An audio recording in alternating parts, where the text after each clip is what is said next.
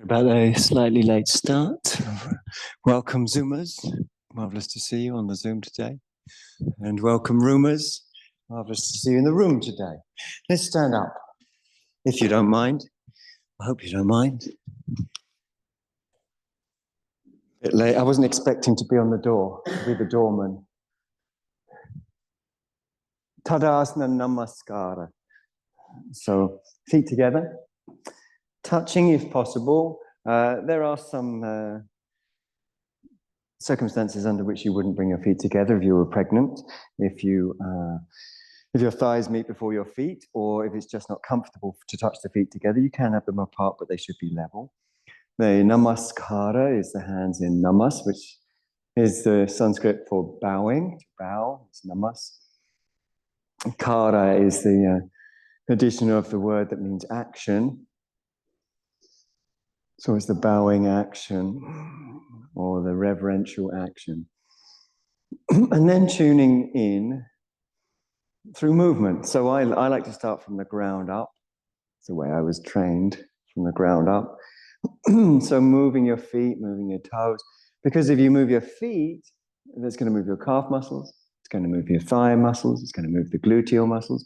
And it's going to tune you in to this moment. Don't forget, you can take deep breaths. Don't forget that even the Yoga Sutras emphasize that yoga should be relaxed. It should be done in a way that's relaxing. That's from the Patanjali Yoga Shastra or the Yoga Sutras of Patanjali. So relaxing. So hopefully, it's nice and relaxing in the Buddhist Centre. Interlace your fingers, stretch your arms diagonally down and raise them up. Lightly tone your tummy, meaning that as your arms go up, they go back. And as they go back, if you don't tone your tummy, your lumbar will just inwardly curve ad infinitum. Whereas an inward curve is desirable. That's how the back ideally is, an inward curve of the lumbar, but not ad infinitum. So once it's got its little inward curve, then we want to stretch the muscles on it. And that means the muscles close to the spine as well as the muscles that attach, for example, the pelvis to the ribs. And of course, breathing and moving and investigating. Take a big, wide circle, hands to the heart, breathing through your nose if you can. Back to the namaskara. Up into the vrikshasana, vriksha meaning tree. We're going to lift one heel, place that either on the ankle or on the knee or further up at the top of the thighs, up to you. Vriksha, I had the same thought at the same time. More fresh air, I think. Vrikshasana is a pose that's attested way, way, way back. One of the only poses that has a truly ancient history is tree pose.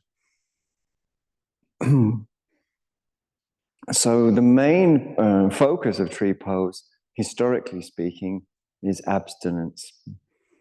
That is to say, while you're standing in tree pose, you're not picking up your mobile phone, you're not following any sort of reactive qualities that we might have been conditioned into by society, upbringing, blah, blah, blah, whatever, conditionality.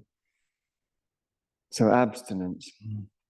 And while you're not doing things that are habitual, the pathways for those habitual actions begin to fill in. Just like any path out in the countryside, if it's not walked along, it will soon disappear even. But while it's there, the tendency to walk along it will be stronger and stronger.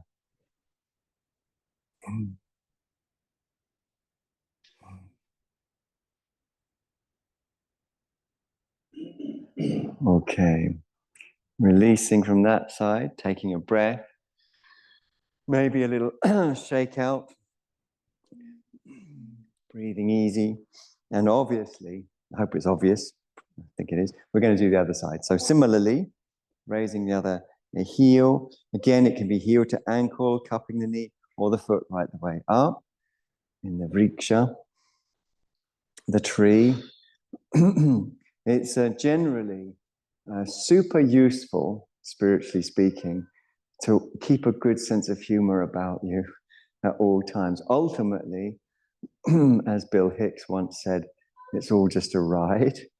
And we should keep relatively good humored about everything, including tree pose, which is a great opportunity to practice a good sense of humor, especially around self. So don't try too hard. Enjoy your life. Enjoyment is advocated as part of yoga. It's called bhoga. And we find it mentioned in the Yoga Sutras, plus we also find it in the Sankhya Karika.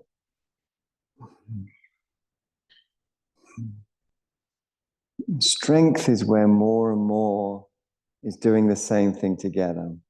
Like today, it's Pride in Brighton. And so more and more people allied to this sense of unity and fellowship and love. So that becomes a very, very strengthening feeling, and similarly in the body. So we want to bring every fiber into this action in a loving way. Okay, release and place. Good job. Shake it out a little bit. Take a breath or two or three or four. We're going to step the feet apart into a generous stride, as demonstrated by me. And we're going to come into Tarasana. Tara means star in Sanskritam. Sanskritam is the Sanskrit for the word Sanskrit. So stars twinkle. So we're just in this pose called Tarasana. So you can wiggle the fingers, of course. That's going to help with the nerves that run from the brachial plexus down into the fingertips. So that, in other words, from the upper back and the roots of the neck down into the fingertips. If you massage nerves, then the meningeal fascia around them becomes more fluid and less pressured, and the nerve signals can flow with more ease and not become distorted, as we sometimes experience them when we're experiencing pain in the body that doesn't necessarily relate to anything. Back toes in, front foot and leg out. We want the heel to line up with the arch, ideally. What we definitely don't want is heel to heel. That is something we don't want. Heel to arch, great. Even heel to toes is great. But heel to heel is completely and utterly taboo. Inhale, exhale, come down, breathe easy. Now you might say, well, that's a bit, a bit closed-minded, isn't it, Jim? not to allow heel to heel. But of course, heel to heel means your lower back will get tighter. And if your lower back gets tighter, your breath will be affected. And if your breath is affected, then you won't experience flow. Flow is the same as non-attachment. And non-attachment is the same as allowing the reality to be as it is. And allowing reality to be as it is creates vipassana, insight. Inhale, come on up. Feet face forwards, hands on the hips. Back to our Tarasana when we're ready, with a little wiggle of the fingers to exercise those three main nerves from the brachial plexus. And as you're exercising and hopefully enjoying, so enjoyment is a sign of things going right, then you can turn your back toes in, front foot and leg out, usually best on the ball of the foot, finished by the heel, and then come into your Trikonasana. Sanskrit and other Proto-European languages have a lot in common. Tri in Sanskrit is three, so you can hear how similar that is. And kona is the same as the English word corner. So it's three corners or three angles. Rest your hand on your shin, palm down, unless it's coming to the floor or a block. Because we don't want to just fulcrum only around the chest. We want the pose to focus on extension. Keep your head in line with the spine. Relax and enjoy. Double dare you. So try things like relaxing your jaw. And maybe there's a sort of another voice apart from mine in your head saying, come on, get on with it, hurry up. But that's not me saying that. So ignore that voice and hear the one saying, relax between your eyebrows. Inhale, come on up. Super duper. Walk your feet with your hands on your hips back towards each other. Kick out a little bit, shake out a little bit. Let's take a few breaths. We're going to walk towards the short end of our mat. So if we face towards the midline of the room, meaning if you're on the lateral rows, you face this way. If you're in the middle row, we face this way. So feet hip width apart. And if you look down at your feet, we'd love them to be parallel to each other. The parallel line that we're aligning is an imagined line running through the middle of each toe. Then we're going to raise the arms up with a lightly toned tum, and it's a meditation, so we're streaming everything together. So some people translate this word ekagrata as one stream. It's not what it means, but it is what it implies. Eka does mean one, grata means grasping. So grasping one thing. In other words, as you move, try and feel that various fibers of the body, muscle fibers, and other fibers too, are coming together in the same direction. It's a bit like combing your hair. As you do it again and again, more and more hairs come along in the direction you want them to go in. And what this means is that you're tuning out of ideas and speculations about the past and the future, which have never existed and never will. I'm not even going to explain that yet, but I'm just going to chuck it out there. The past has never existed, the future has never existed, and neither ever will. Inhale, exhale, fold down, hands flat to the floor. So please bend your knees if it means that your back is dull, aching, or painful otherwise.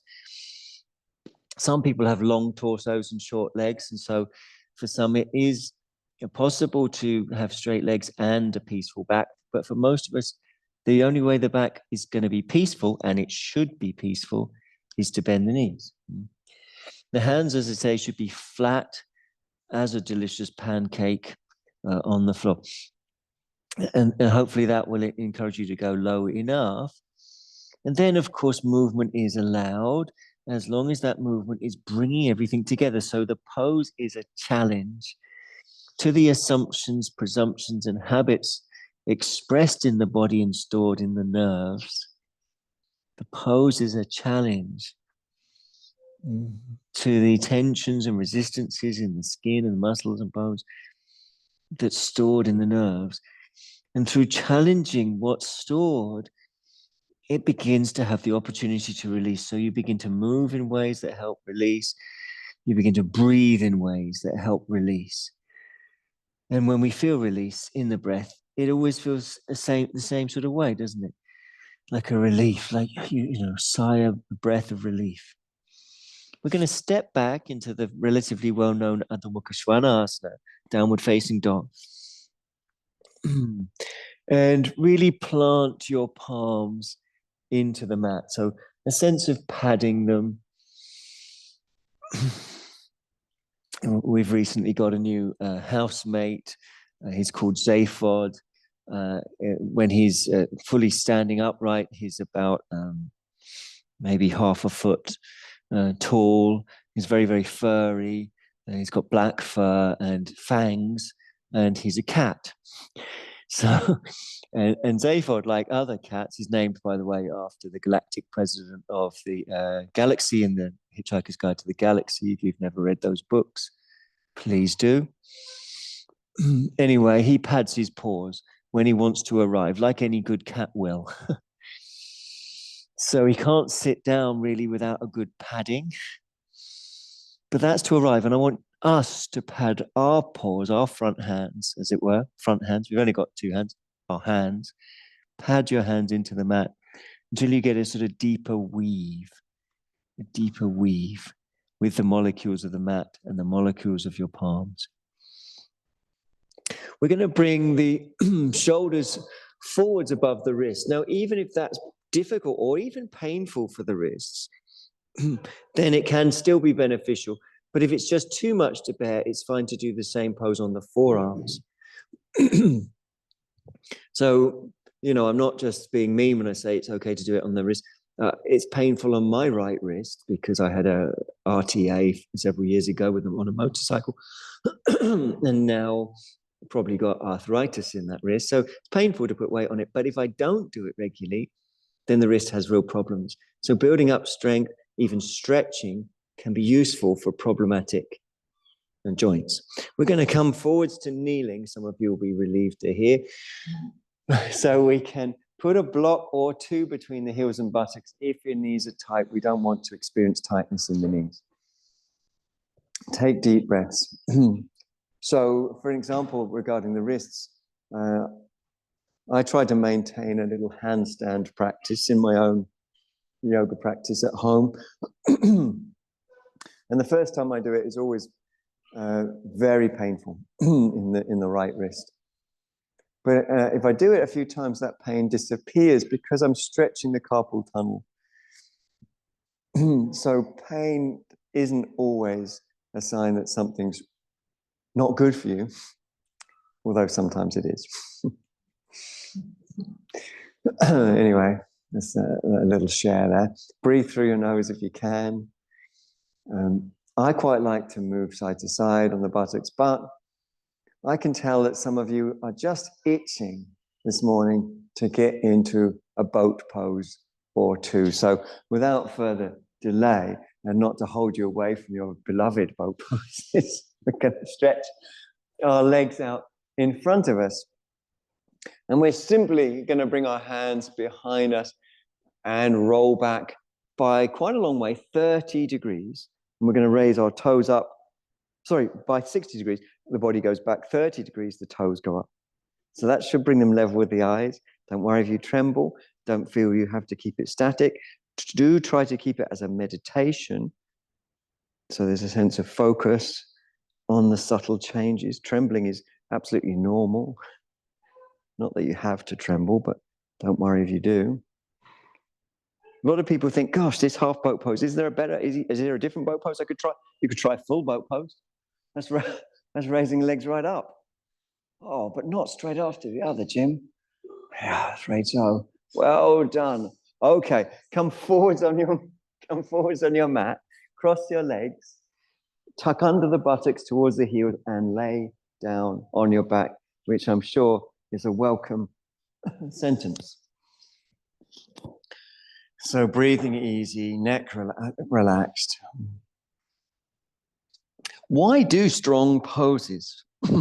Why is it not that we just do everything very mridu, it's the Sanskrit, and indeed there are forms of yoga known as mridu yoga, juxtaposing them against hatha yoga, which of course means forceful. Hatha means forceful.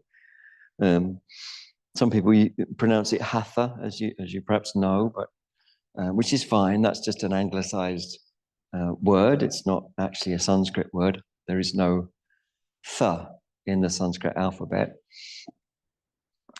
But we do these dynamic poses because they imprint more deeply. They press into the muscle system and they challenge what's being sent to the muscles from the nerves. And they vie for occupation of the body with these signals from the nerves. So if you stay for a while, which is much easier when a yoga teacher is encouraging you to stay than it is perhaps if you're doing your own practice at home, then the body can't follow two masters at the same time. One has to rescind. Either we back out of the posture, which is probably what we do at home, possibly what we do at home, or the resistance in the form of the old pattern coming from the nerves, that has to be purged, that has to release so that the body can have some peace, following only one master, as it were. So, shorthand way of saying all that is, stronger poses purge the nervous system of what the nervous system is holding and allow the nerves and therefore the whole system, including the mind, to become open, or what some Buddhist traditions call empty.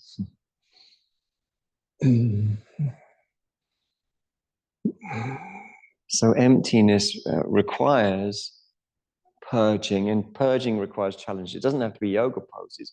Any rich experience can challenge the habituations in the nerves. Even focusing on the breath coming and going, as we know, can do that. Change the cross of your legs. So the other leg is in front. And if you want, you can stretch your arms over your head or out to the side or on your ribs, as you like.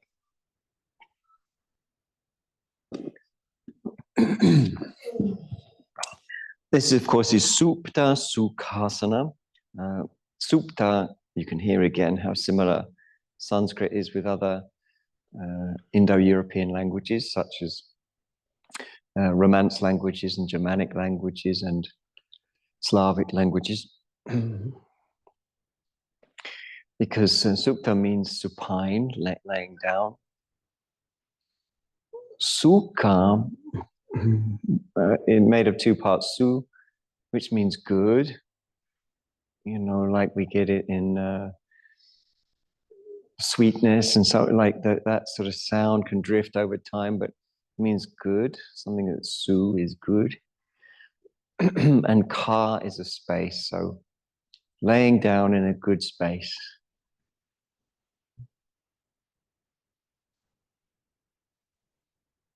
Bring the legs back together, soles of the feet on the floor. Scoot the buttocks under towards the heels. Pop your hands under your head, fingers interlaced. So any experience that is rich, and in all honesty, all experiences are rich. It's just whether we're open to them. Any experience that's rich will challenge the modus operandi, rich or unknown, you know, something different. You go somewhere and the paradigm's different. Then you can feel free. One of the things I really like about Brighton Pride, apart from all the lovely colour and the camaraderie, is it doesn't happen every day. It's different, you know. I nearly always forget that Pride's on, and then I walk out home from the Buddhist Centre, and I'm usually in the middle of it.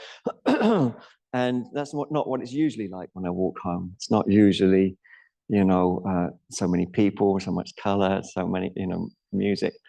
So I often feel tremendous sense of joy, partly to celebrate, you know, unity and you know, the loveliness of Brighton, but also just, oh great, you know, my mind's not familiar with this. It's familiar with Brighton, but not with, this isn't how it is every day. So when the mind's not familiar, it sometimes just gets blown open and it forgets to run its normal programs. Then we're free. We're going to flex the hips. We're going to lift the feet up off the floor. And you'll feel your lower back is, in a sense, I'm going to say kissing the floor, caressing the floor, as in the kind of kiss that's spelled M-W-A-H. So a kind of a kiss that has, it sort of savors, it wants union, it's a merging, an act of merging. So the back's gonna got that feel. We're gonna lift our heads up as well, which imprints into the abdominal tissue. Remember that all the time, our muscles are being instructed by our nerves, all the time. But because we usually go with those instructions, we don't always notice.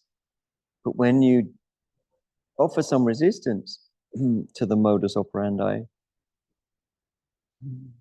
then there's a challenge. And that's the opportunity to release. So feel what's going on in your deep belly. Not think about it, not grasp it, just open to it. You know, it's an experience of change, of subtle change, of flow. If you study the experience, it's not static. Now we're going to extend one leg to about 45 degrees relative to the floor. Kick that back to subtly, in awareness, engage with the floor. And then retract and repeat for the other leg.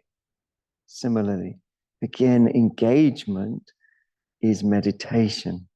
Engagement of the sensations of your back on the floor. Twice each on each side, 2 more times on each side. But make sure it's not an exercise, but a meditation. by what we sometimes use this word swadhyaya, studying. Adhyaya means to study, usually sacred texts. Studying the changing sensations. So you should be on your last round by now, I would say. And you don't have to stay as long as, you just stay as long as you want, but make sure while you're in it, it's meditative, like a surfer on a wave is in a meditation. Once you've done your 3 on each side, the head will come down, the feet will come down, and I reckon you could take a deep breath in and a deep breath out after that. So a real clear sense of surrender.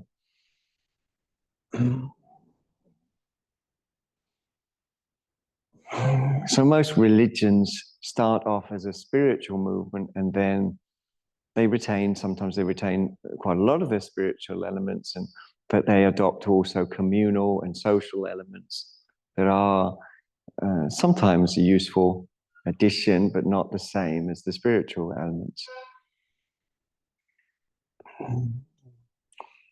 Most religions, therefore, in some way or another, encourage the spiritual quality of generosity, of giving. Because to give is to return to the truth that everything is everything, everything's interdependent. So give the weight of your body, give your breath, relax and breathe.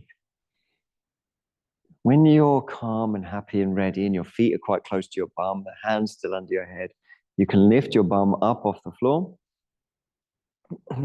and play with the movement of the lower back.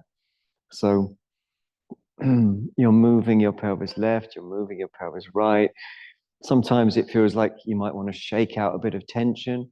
Oftentimes I find a shake of the pelvis or shake of the bum really helps me with the lower back muscles, because they can tend to grip, can't they? But if you shake, the gripping modality doesn't have a chance to hook onto its normal attachments. And so that's one of the benefits. I know there's some saying like TRE, tree, I don't know. I've never done it, but I think they shake in that. And that sounds like a good idea to me. I've never done it, but it's because I'm happy with yoga. Yeah, it also sounds good.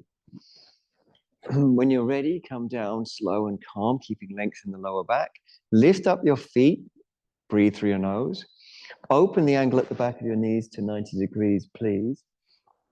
Opposites to opposite, that is opposite elbow to opposite knee. And then vice versa. You don't have to reach the knee, I should emphasize. It's just the pathway. Twice more on each side, but with a variation. The first variation is raising the leg, descending it twice. That's variation number 1. So you do that on both sides, raising, descending twice. And then when you go back for the last round, the variation is extending, retracting twice. It's still a meditation though. We want to be aware of each micro moment. And it's that very, very close relationship that lets it all flow. Once you've done that, you're back down to the floor, you're taking deep breaths, perhaps 2, 3, 4 or more, and you can release your hands from behind your head as well. Raise your arms straight up to the ceiling when you're ready. That's it, straight up they go. And just wave them side to side. And as you move your arms left or right, each shoulder blade will lift in turn, doesn't it? If your arms go right, left shoulder blade lifts. If your arms go left, right shoulder blade lifts. So you keep moving like that. And then using that movement, you can begin to move the shoulder blades out and up as your arms start coming over your head.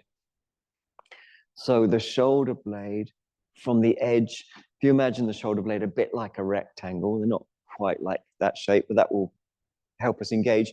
The bottom inner corner of each rectangle moves away from the spine and up. But that's done through repetition. Even the Yoga Sutras tell us abhyasa, vairagyabhyam tan nirodha. repetition is the way, repetition and easefulness is the way to the mind becoming calm and still, or the chitta becoming calm and still. Perhaps we can translate that differently as the contents of awareness becoming calm and still. Let's lift our feet up and extend at the knees. So, Urdhva Prasvita Padasana, upwardly extending your feet. And it's still a meditation. We can compare meditation to a dance. A dance requires, first and foremost, receptivity.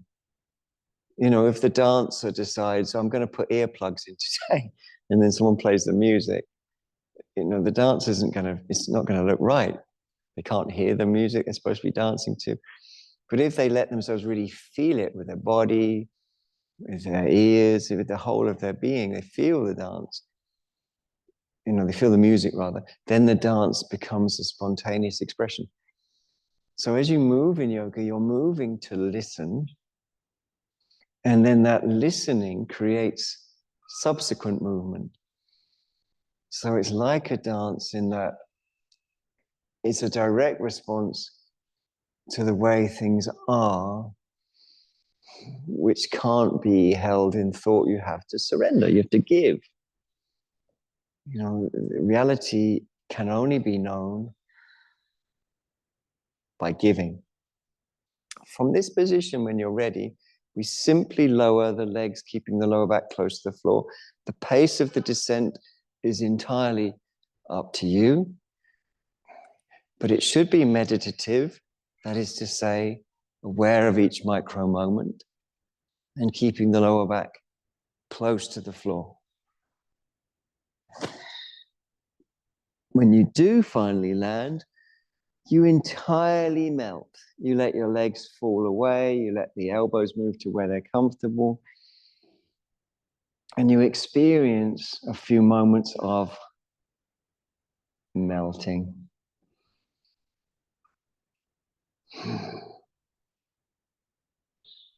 So melting is returning to source. In the Upanishads, they say, just as clay can be made into many different types of pots, with many different functions and purposes, at the end of the day, you know, they're all a clay. So, in other words, at the end of the day, all of our differences, all the fact that we're very different, we look different, we sound different, we have different preferences and abilities, there's a shared substratum, which is what yoga calls the field, the interdependent field that flows both within and without. And it doesn't actually know one person from another. It's just a field where people are a moment in that field, in the same way that a photon is a moment in the electromagnetic field. Okay, bend your legs when you're ready and roll over onto your side when you're ready. Support your head with your hand. Similarly to the Parinirvana Buddha, who's on the shrine behind me. Just checking. Yeah, Parinirvana Buddha on the shrine behind me. He's in what's called the lion's pose. And this is the pose that the Buddha laid down in to die. Don't worry, you're not going to die in this pose. So, you know, it's a very sort of tranquil, peaceful pose, the lion pose. He laid underneath in a little grove of shala trees, they're called. And the trees, apparently, they have flowers, these shala trees, and all the flowers sort of drop their petals on the Buddha. Anyway, the point of parinirvana, as it's called, is that that's the full nirvana. Pari means full in this context. But nirvana is a sort of surrender. So we can have a sort of nirvana when you don't actually physically die. But you sort of let go of limiting labels, which are any label that you cling to doggedly. Limiting labels or any label that you cling to doggedly. So how do we let go? We stimulate release through enriching sensations. So we're going to start rolling forwards and backwards, and I hope you can find some richer sensations. You might roll quite far forwards on your thigh. You might feel the iliotibial tract, which is connective tissue along the outer leg. But if the sensation's rich enough, it makes it for a moment impossible to run any of your normal programs of who you are and who the world, what the world is.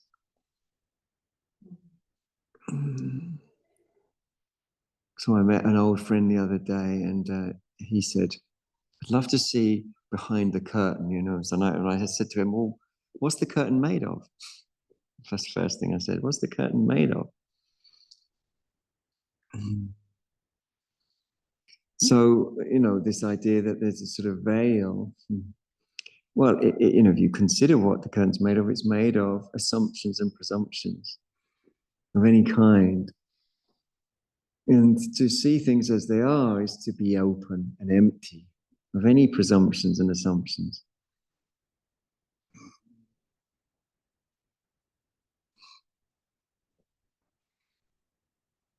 And then the second question I said to him as well, how do you lift that curtain? Find something that's rich enough that you cannot put into a box, into an assumption or a presumption, like a rich sensation in the body.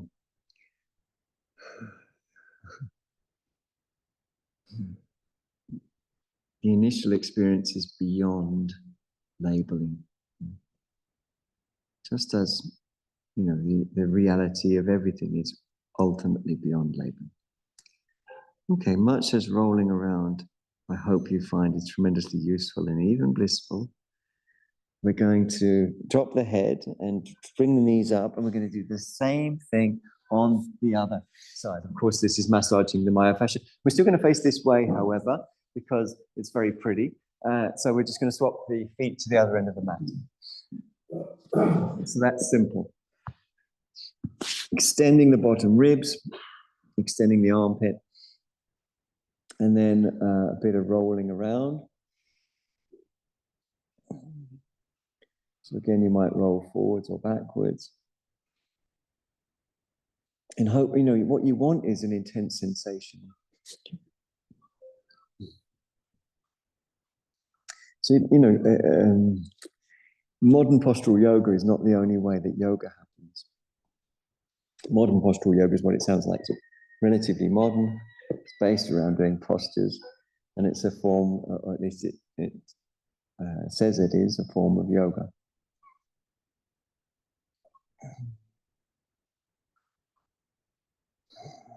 But any rich experience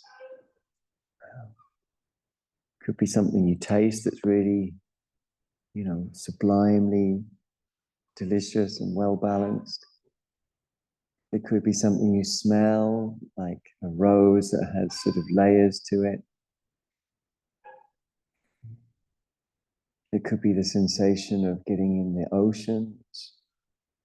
Temperature contrast can make you forget about the past and future. Or it could be the pressure we're creating as we're rolling.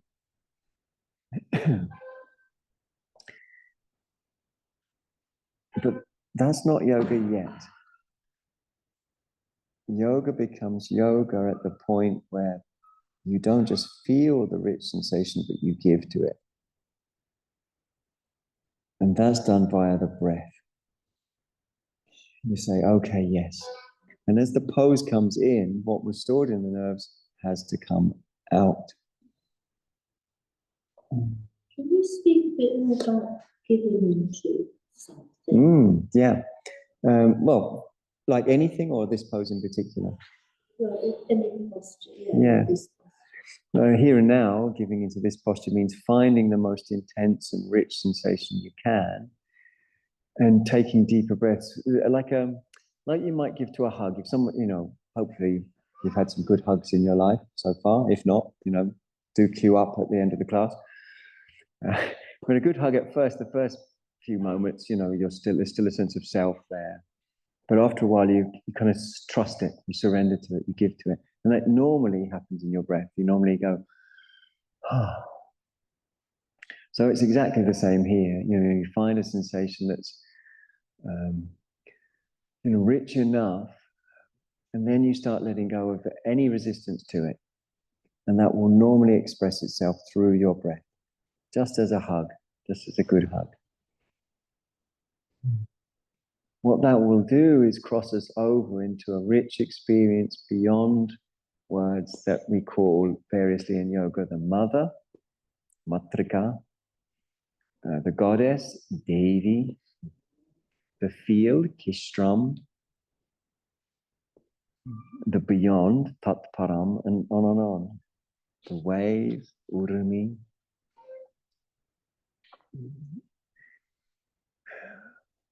But what it is an experience of the interdependent flow of all things at all times that makes it impossible to rarefy a sort of separate me. It makes it impossible to create us and them, for example.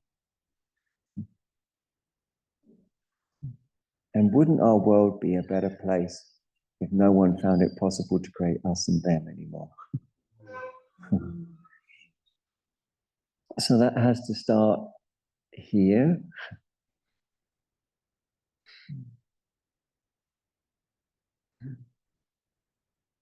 And it's not something that you do, it's a surrender of you into the reality of interdependence. It's not an idea, it's not an ideal.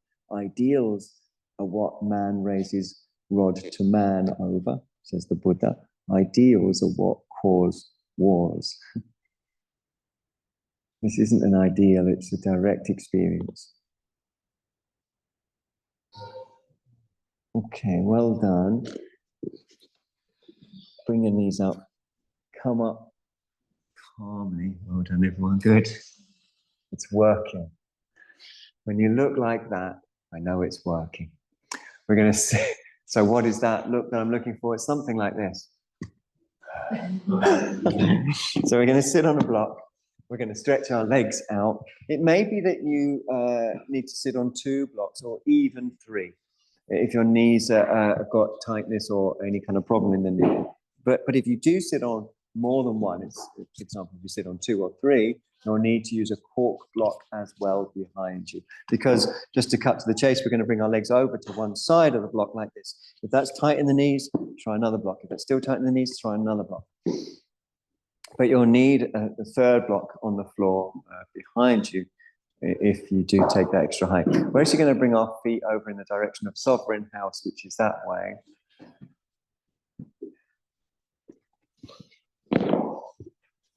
And then we're going to lift and turn away from our feet. So it's very, very simple. And the pose is Bharadvajasana.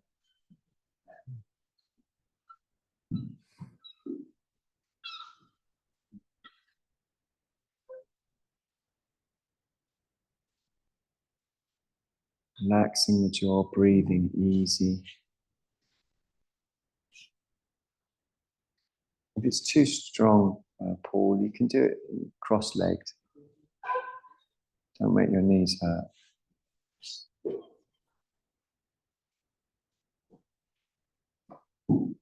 The main thing about this is the twist bit. It doesn't matter whether your leg's over to one side or not, the twist. And the main thing about the twist is a sense of surrender. And so when we suffer, just notice this in your day-to-day. When you suffer, that is kind of mind-created suffering. That's, one kind of suffering. When we suffer around a sense of self. I can, I can't, I want, I don't want. Sometimes we even suffer or feel a little unpeaceful, even when we've got what we want, because then we're afraid we're going to lose it. So, but it always orbits around this sort of separate self. So the remedy to the separate self, luckily, is reality. And reality is interdependent. Things within this interdependence appear as things simply by convention. And there's nothing wrong with convention, it's useful. Buddhists even give it a name, which is samvriti satya, meaning a truth that is created out of mind objects, samvriti satya.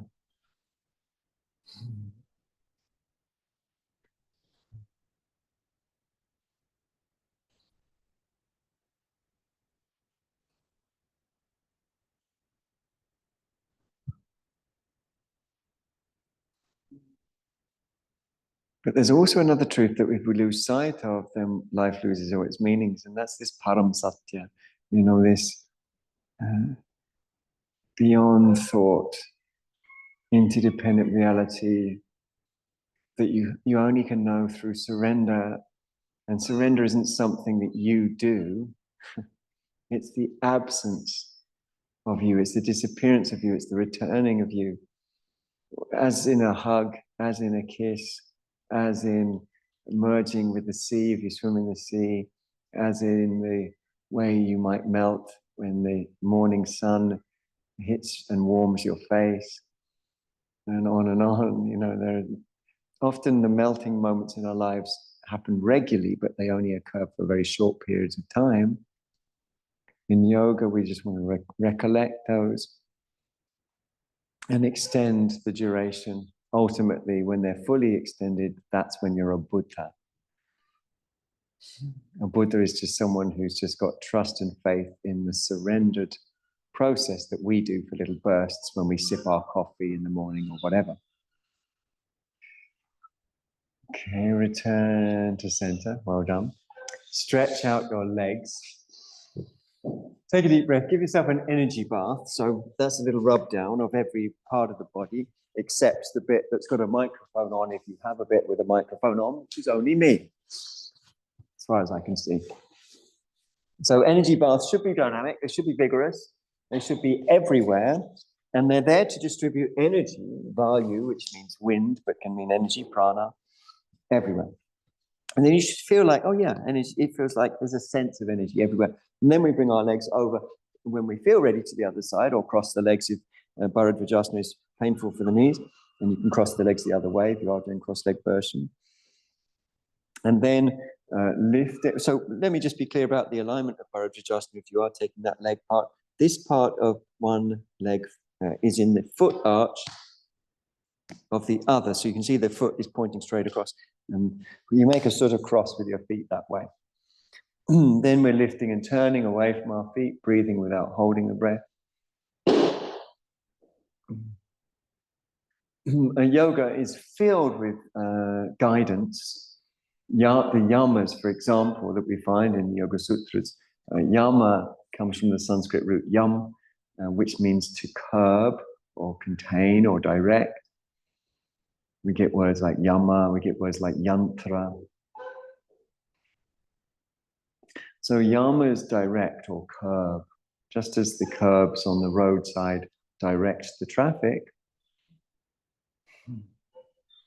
So yamas include a parigraha, meaning, practice without grasping.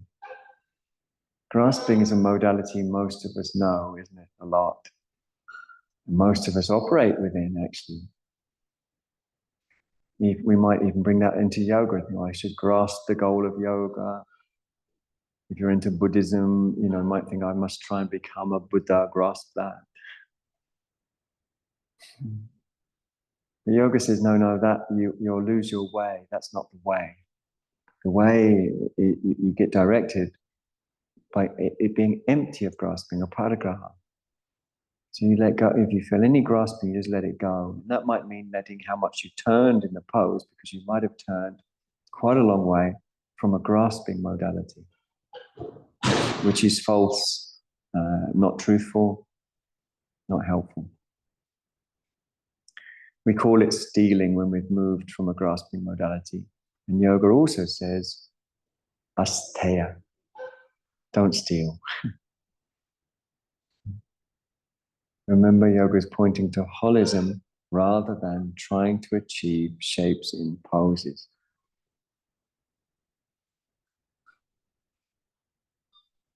Okay, well done. Nice and easy.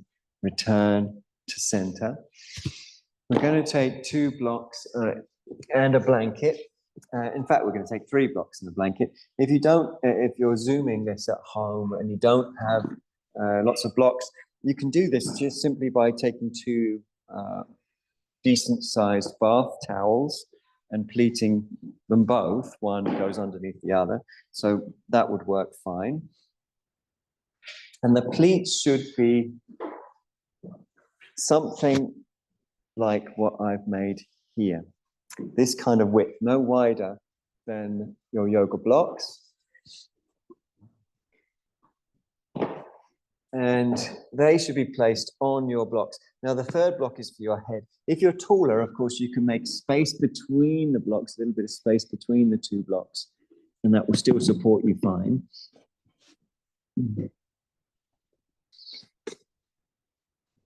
We're also going to use a patika, that is to say a yoga strap. There are spare straps kicking around the room, so I can bring you, oh, you've got one, great. There's one for you. Yeah. If you haven't got a patika at home, I'll give you that one because it's better than that one. If you haven't got a patika at home, you can use a dressing gown belt, but don't forget to put it back on before you answer the door to any Amazon delivery people. Other delivery people are available because we don't want to shock them with any flashing. So that's your setup, like this. Pretty simple. Remember, if you haven't got that set up at home, you can use towels. Towels are perfect, just as they are in the Hitchhiker's Guide to the Galaxy. Everyone needs a towel.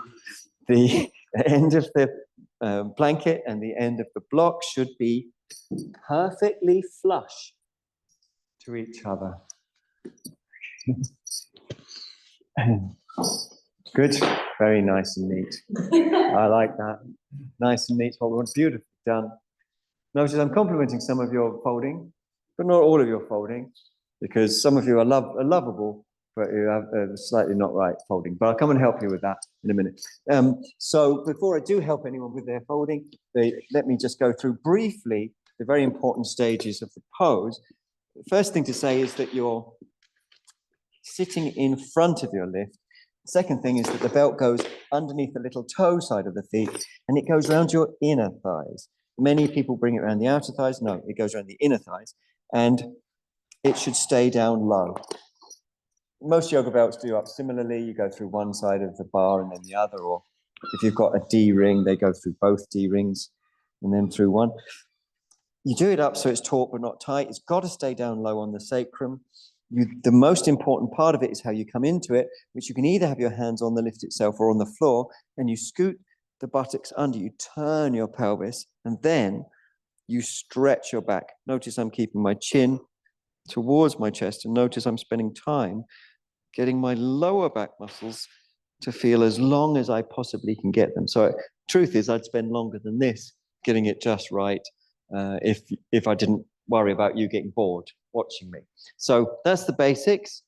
I'll come around and help people in the room. I can't come round to your houses at Zoom.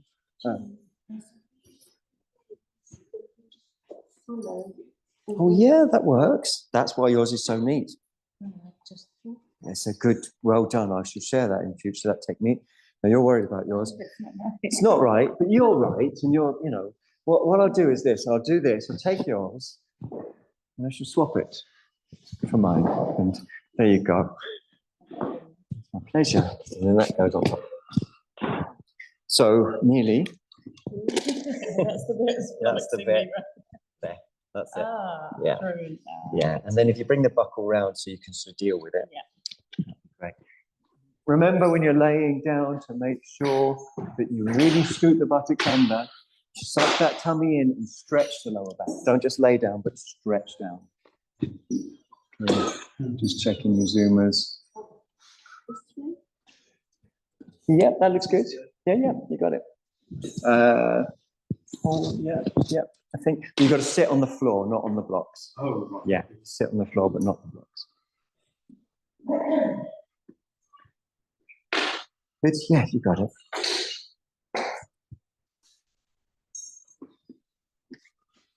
So really elongating.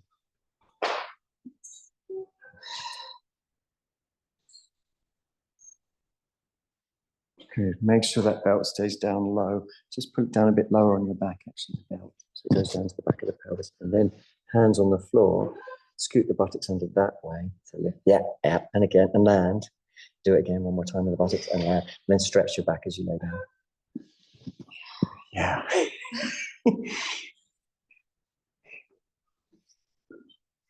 Few breaths like this. We're not going to stay ages.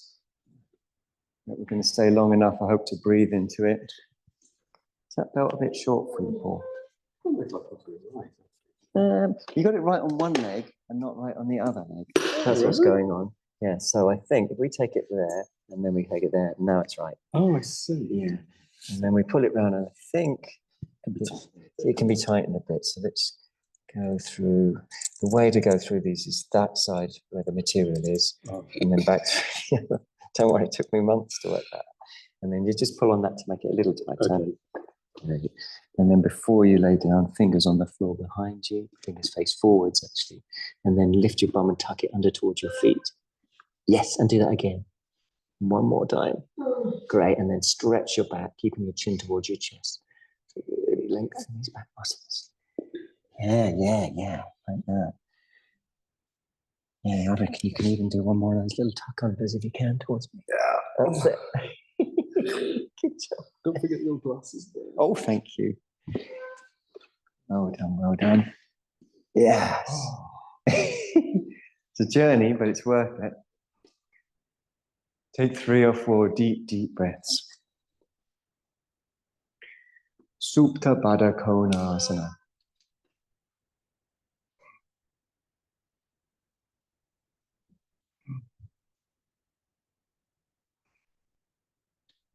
Feel your temples soften. Feel the muscles around the eyes relaxed.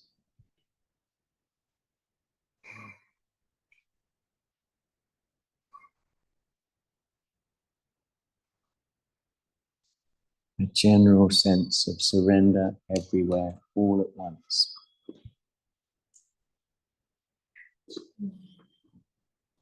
A general sense of surrender everywhere. Just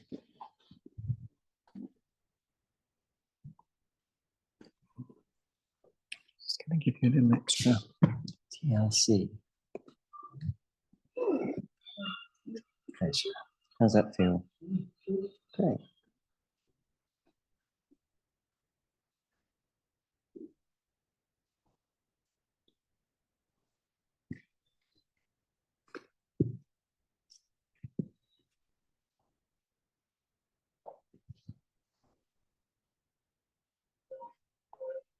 I like stretching my arms over my head in this pose because then in the deep belly, the psoas major gets a good stretch as well.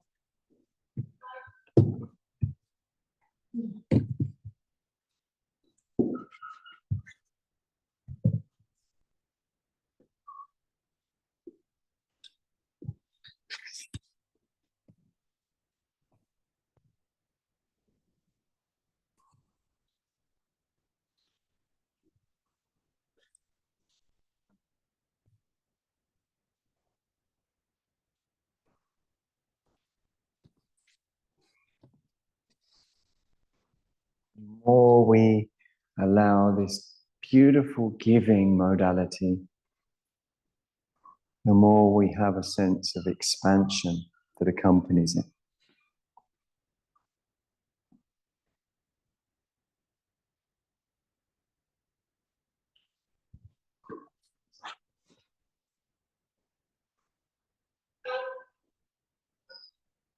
When you're ready, bring your arms by your sides and push calmly into the mat by the sides of the body, but resolutely. It's calm and it's resolute. And you bring yourself up. So you push calmly and resolutely. Come around to give moral support if you need it. And then finally undo the buckle.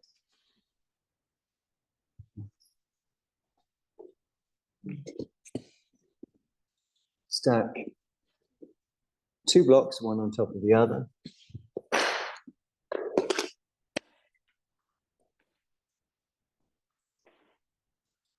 Keep your pataka, your belt, tied up still.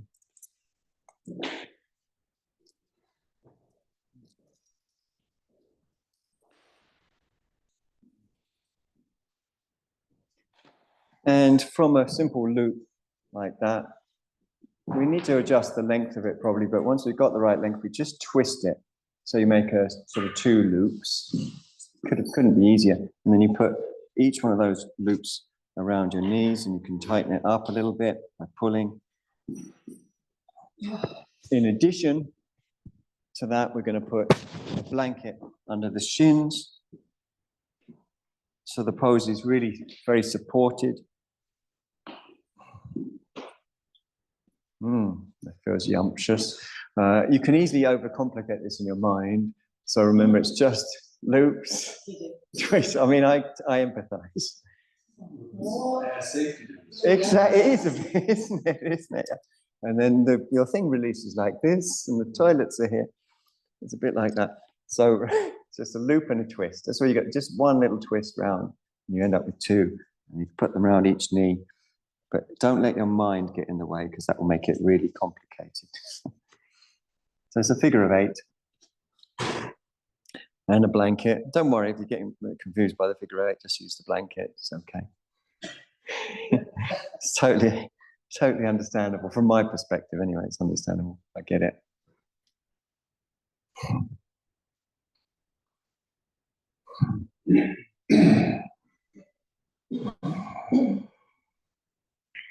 Now we're going to imagine that our breath corresponds to a movement, a downward movement on the inhale and upward movement on the exhale.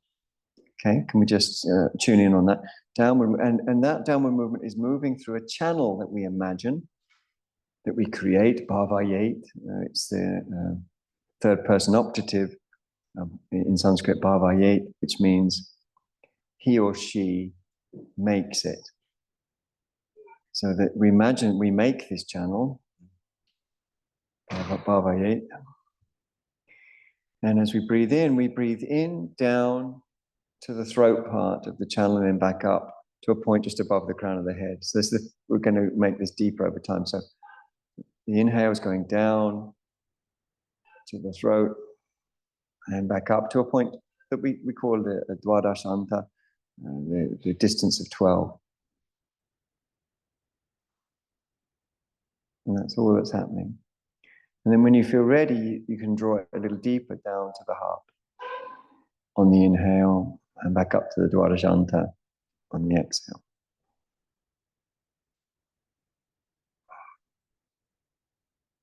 It's a bit like a sort of energetic pipe cleaner. And then we're going to draw that down to the khanda, 3 finger widths below the navel. On every inhale goes down to the khanda, on every exhale goes up above the crown of the head.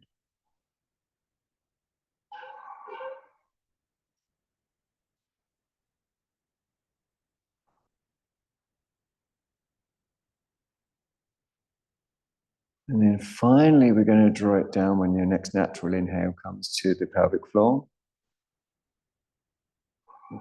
And back up to the point 12 finger widths above the crown of the head.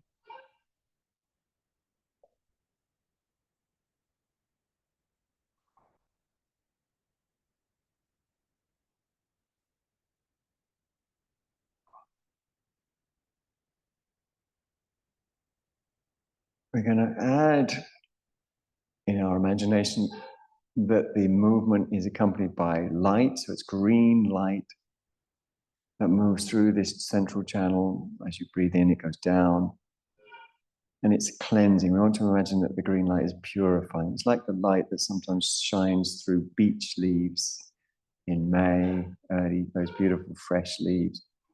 Get that beautiful green light. And it's purifying.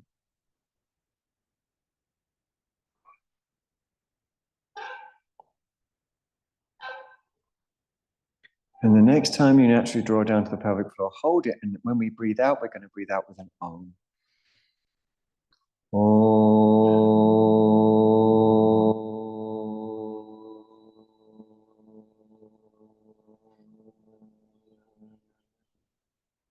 Back up to the top point, and then we breathe normally. Just breathing normally. Drop your shoulders. Relax your seat.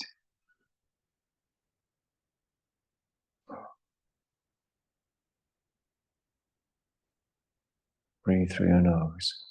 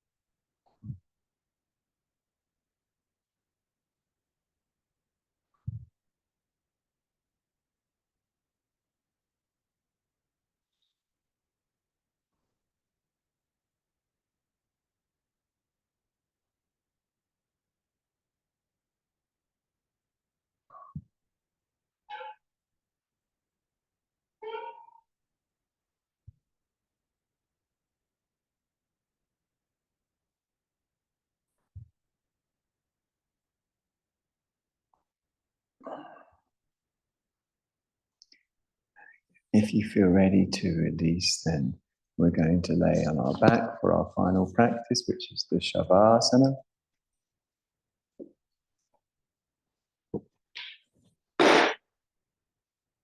And the Shavasana is a practice, and we find it attested probably originally in Buddhist traditions, where some Buddhists would go to the charnel ground and lay upon a funeral pyre prepared for someone in a couple of days or something. The Buddhist would sneak over to the funeral pyre and lay down on it, and to remind themselves that what their mind constructs as self dies. When the Buddha was asked directly whether or not one lives after death, he says, "I refuse to answer." And then he was asked again. He said, "No, I'm not. It's a spiritualist question. It's a question which forces one of two wrong answers." If I say yes, then I'm an eternalist. I believe that there's something a fixed thing that goes on and on forever. If I say no, then I'm a nihilist. I believe that, the body is the ground of the person's existence, and when that dies, the person dies. And he said both of those aren't true. But what is true cannot be put into words. I can only point to it. I can only say, don't cling to anything in all the world. Don't grasp or cling. Clinging means attaching to something as if it was mine. Like a thought or a physical sensation.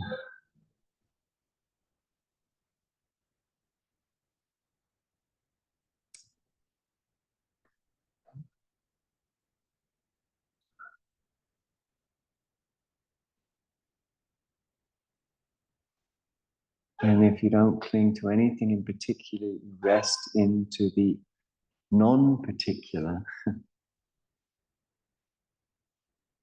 And if something's not a particle, if it's not particular, then it's a wave.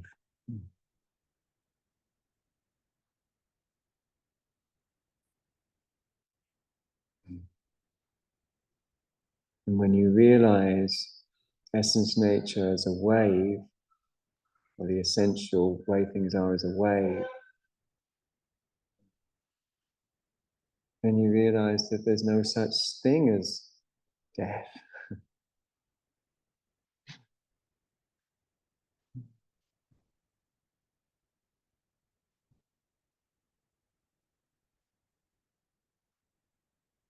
But what we labeled ourselves is actually moments in a field. Beautiful.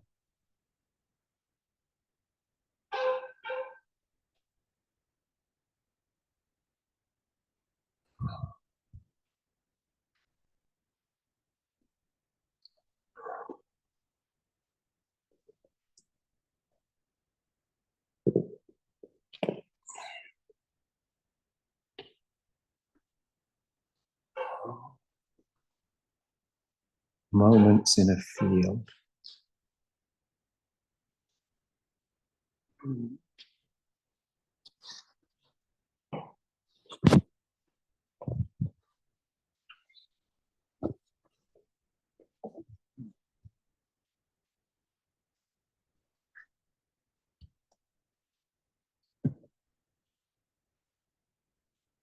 When you're ready, feel into your body with a little movement of your toes and fingers, wrists and ankles. Just feel into your body. Take some stretches. You might rub your eyes or run a hand through your hair. You might take organic, natural stretches. When you feel ready, bend your legs and place the soles of the feet onto the floor. Scoot the buttocks under. And take a deep breath to relax. Take a few of those deep breaths to relax. It's lovely, actually, isn't it? It's just lovely.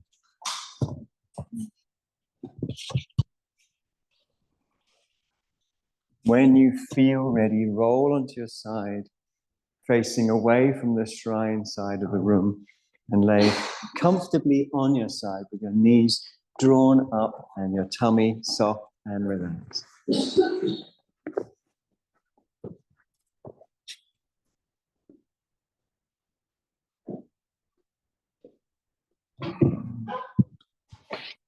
If you draw your knees up, oftentimes the tummy has a certain softness that can feel really nice.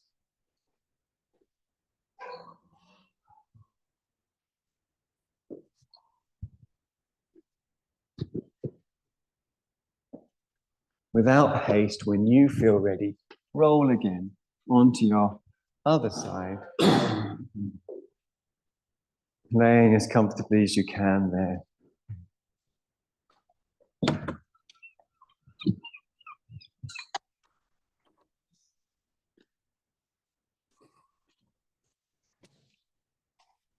Let light and color into your eyes. And bring yourself, when you're ready, up from the side. And bringing your hands to a prayer position at the heart center. And really make sure you consider well these following words. And if you agree after considering and feeling, considering with your heart, if you feel agreement with these words, then you say Om to indicate that agreement.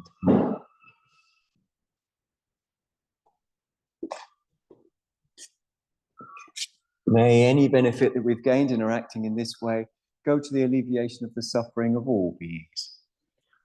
Om.